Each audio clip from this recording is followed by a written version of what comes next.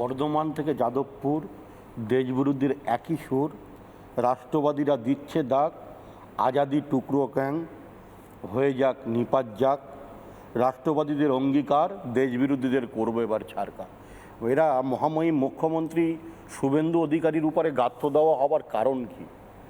আসলে মুখ্যমন্ত্রী ঠিক মৌচাকে ঢিলটা মেরেছে। দীর্ঘ 15 বছরের তোষণ তুষ্টিকরণের ফলে মমতা বন্দ্যোপাধ্যায় একটা সম্প্রদায়কে কখনো মানে দুধেল গাই, কখনো তেজপাতার মতো ব্যবহার করার ফলে গলিতে গলিতে এই রাজা গাজী থেকে শুরু করে শওকত মোল্লা থেকে শুরু করে আরাবুল সাজান তৈরি করেছে। এরা আদর্শবান কোনো রাষ্ট্রবাদী জাতীয়তাবাদী মুসলমানদের সামনের সারিতে নিয়ে আসেনি।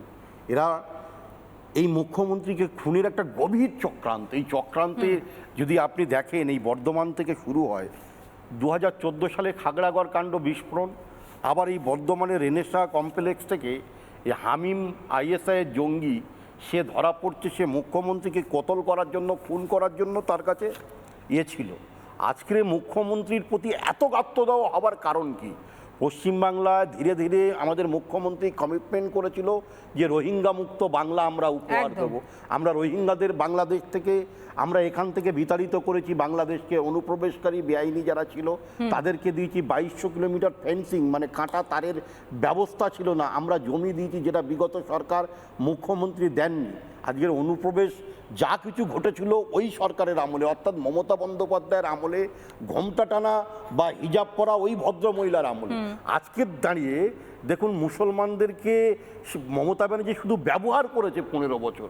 চোর, ডাকাত, গুন্ডা, মোস্তান, টেররিস্ট আপনি কাদের মধ্যে খুঁজে পাবেন? এই মুসলমানদের।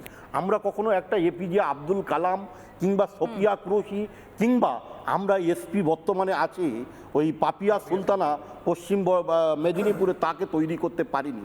আমরা আমরা আমরা আমরা আমরা গর্বিত, আমরা গর্বিত। নজরুল সাহেব আমাদের পাশে বসে আছেন, তিনি আমাদের আদর্শ, অনুপ্রেরণা। আজকে মমতা ব্যানার্জি শুধু আমাদের খোবলা করেছে, মমতা ব্যানার্জি আমাদের তিল তিল করে জঙ্গি বানিয়েছে, গুন্ডা বানিয়েছে। এই আজটা কি কোনোভাবে পাইনি যে ভবিষ্যতে হয়তো আরো বড় ক্ষতি হতে পারে, রীতিমতো ন্যাশনাল থ্রেট হয়ে উঠতে পারে এই রকম জঙ্গি সংগঠনগুলো? শুভেন্দু অধিকারীকে মারবে, পরশুদিন আমাকে মারবে, তার পরের দিন রাজস্বীদাকে মারবে। তাই তো এই ঠিক কতদিন চলতে পারে? নীলাভ, নানা ধরনের কন্টেন্ট দেখার জন্য লাইক করুন, শেয়ার করুন আমাদের ফেসবুক পেজ, সাবস্ক্রাইব করুন আমাদের ইউটিউব চ্যানেল। পাশাপাশি অন্যান্য ব্রেকিং নিউজের জন্য অবশ্যই চোখ রাখুন রিপাবলিক বাংলায়।